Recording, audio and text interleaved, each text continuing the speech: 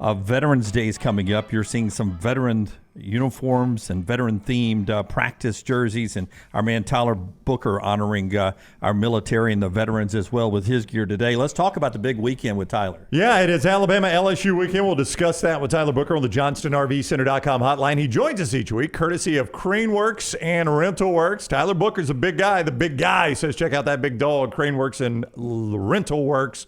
Welcome to LSU week. How are you, Tyler? I'm great. How are y'all? Doing awesome. Thanks a lot. How fun listen, I know you guys tell us, they're all the same. Chattanooga's just like LSU or just like Auburn. But it's got to have a different feeling. How fun is it when you know game days come into town and the eyes of the world will be on Tuscaloosa? Yeah, like we usually say, we don't like to concern ourselves with the external factors, but let's be real. Like growing up watching college game day, that's something that's that I always dreamed of playing in front of. I played in front of college game day a few times, and just very excited to go out and perform. You know what I mean? But it's like, yeah, I played in front of college game day, but what will I do in front of college game day? You know what I mean? So that's really my main focus: making sure I have a great performance, making sure we prepare the right way, and really just take advantage of the platform that we're being given. You know. As a guy that actually is playing the game, you see it differently. So when you break down film on this LSU defense, it's much maligned. People are like, this defense, their offense is great, their defense is terrible, but they have some studs on that defense, do they not? They definitely do. They have a really strong interior defensive line. They're really good up front, and as everybody in the whole country knows, Harold Perkins is a game wrecker, you know.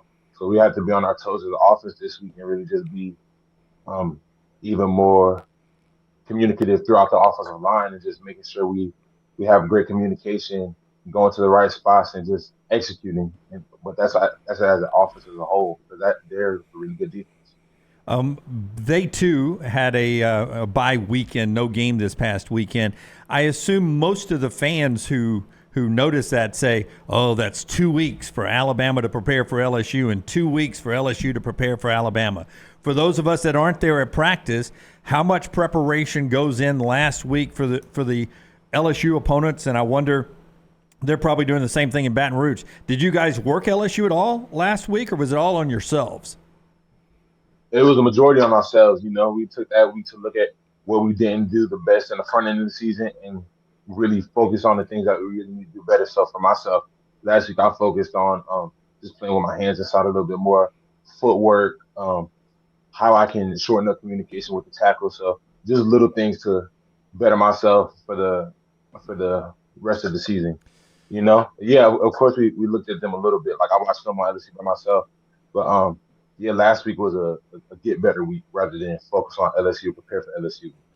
Tyler Booker is with us, the Alabama offensive lineman, joins us each week courtesy of CraneWorks and RentalWorks. The big guy says check out the big dog, CraneWorks and RentalWorks. We ask you about revenge against Tennessee, and you're like, it's an external factor, man. We don't play for revenge. But after the game, everybody talked about, that became a very personal game for us. The Alabama players are saying that. Is the same thing in effect against LSU because of the way you lost that game last year? Well, like I said, against Tennessee, last year's team. You know, we have a new team, have a new coordinator. They're a new team, so it's just what are we going to do? What legacy are we going to leave? What memory are we going to leave against LSU this year?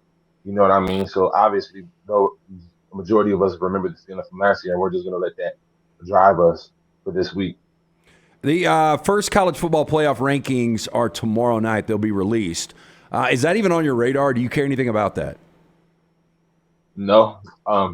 We just have to do everything in our power to be recognized in the top 4 teams. You know, the top 4 teams aren't decided tomorrow night. They're decided a lot later. But in between now and then, we have to make sure that we're doing everything in our power to be seen as one of those top 4 teams.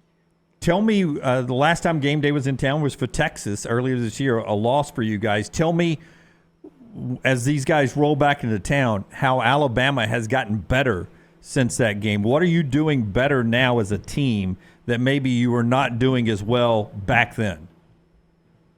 We're executing it. Like I said from the jump, it was going to take a little while for us to get accustomed to playing with each other, playing for the new coordinators. But we're executing a lot better, and we're still not there yet. But the thing that's most encouraging is we get better each week. You know what I mean? We find stuff on our scheme that works for us better each week. So like, it's not just us as players getting better; it's the coordinators getting better, it's the position coaches getting better. It's just a complete commitment to excellence by everybody in the building. So everybody's bought in, and we see the potential that we have, and everybody's just excited to reach it. If you had to guess, has there ever been a player in Alabama history better about not talking about external factors than you? I think I should be the best. I think the best. I mean, We'll see. It's a lot of season left, so I know.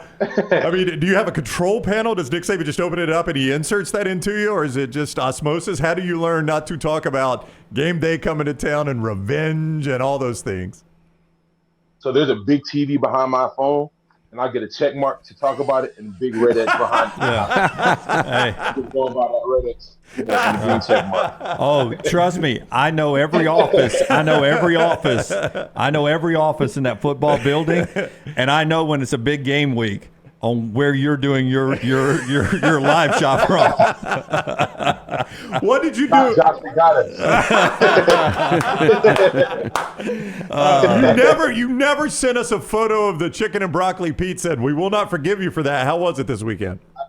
I ate it too fast. It was amazing. I got it from Modern Pizza. See, Modern Pizza, that's my favorite spot, but it's not one of the bigger ones like Sally's and Pepe's. But Modern, that's the real New Haven is no Modern. Yeah. All the tourists. Now, I know you said Saban would not appreciate the fact that you don't walk on his NIL. He's trying to get free stuff back in New Haven right now. Oh, I'm sure he's fine. playing that out. Let it breathe. Let it breathe. Now, I asked you, though, last time if you could eat the whole thing, and you said absolutely, but Coach Saban wouldn't like that. But since you were on a bye, did you indulge and finish off the entire pie? I had 3 slices. I shared it with my family.